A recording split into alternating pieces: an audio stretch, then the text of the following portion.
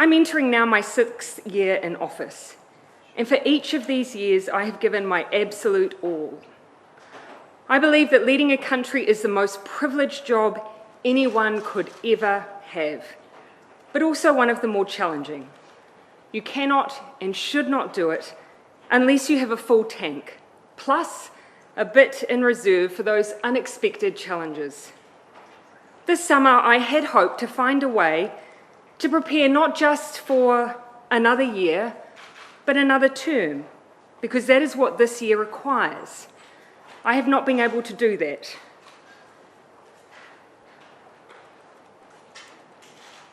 And so today I'm announcing that I will not be seeking re-election, and that my term as Prime Minister will conclude no later than the 7th of February. This has been the most fulfilling 5.5 years of my life, but it has also had its challenges. Amongst an agenda focused on housing, child poverty, and climate change, we encountered a major biosecurity incursion, a domestic terror event, a major natural disaster, a global pandemic, and an economic crisis. The decisions that have had to be made have been continual, and they have been weighty. But I'm not leaving because it was hard. Had that been the case, I probably would have departed 2 months into the job. I am leaving because with such a privileged role comes responsibility. The responsibility to know when you are the right person to lead and also when you are not. I know what this job takes, and I know that I no longer have enough in the tank to do it justice. It's that simple. But I absolutely believe and know there are others around me who do. We've achieved a huge amount in the last 5 years, and I'm so proud of that. We are in a fundamentally different place on climate change than where we were, with ambitious targets and a plan to achieve them. We have turned around child poverty statistics and made the most significant increases in welfare in the state housing stock that we've seen in many decades. We've made it easier to access education and training. We've improved the pay and conditions of workers and shifted our settings towards a high-wage, high-skilled economy. And we've worked hard to make progress on issues around our national identity. And I believe that teaching history in schools and celebrating our own Indigenous national holiday will all make a difference for years to come. And we've done that while responding to some of the biggest threats to the health and economic well-being of our nation, arguably, since World War II. The team that has done all of that, they have been some of the best people I've ever had the privilege of working with, and they are well placed to take us forward as we continue to focus on our economic recovery with one of the strongest economies in the world.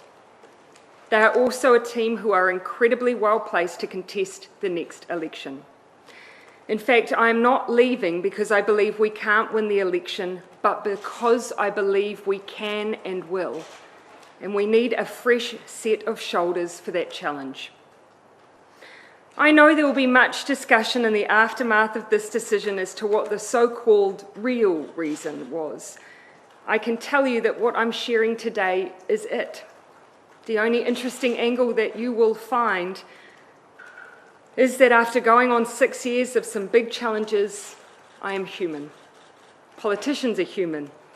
We give all that we can for as long as we can, and then it's time. And for me, it's time.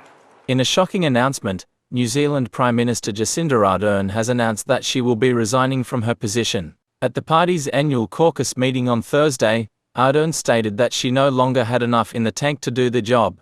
Her term as Prime Minister will conclude no later than the 7th of February, but she will continue as an MP until the election later this year. Ardern became the world's youngest female head of government when she was elected Prime Minister in 2017, at age 37. She has led New Zealand through the COVID-19 pandemic and major disasters including the terror attack on 2 mosques in Christchurch and the White Island volcanic eruption. During her time as Prime Minister, Ardern has faced a significant increase in threats of violence, particularly from conspiracy theorists and anti-vaccine groups infuriated by the country's vaccine mandates and COVID-19 lockdowns. However, she stated that the increased risk associated with the job were not behind her decision to step down. The Prime Minister's announcement comes as New Zealand enters a closely fought election year, with the date of the vote announced for the 14th of October. Polling over recent months had placed the Ardern-led Labour Party slightly behind the opposition National. Ardern stated that her decline in the polls was not behind the decision to leave.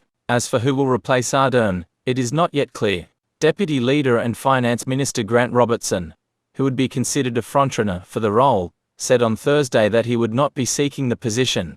The Labour caucus now has 7 days to choose a new leader. As Ardern steps down, she leaves a legacy as one of New Zealand's most important post-war prime ministers. Her leadership was characterised by her kindness, strength, empathy, and optimism. She hopes to be remembered as someone who always tried to be kind, and showed that you can be your own kind of leader, one who knows when it's time to go.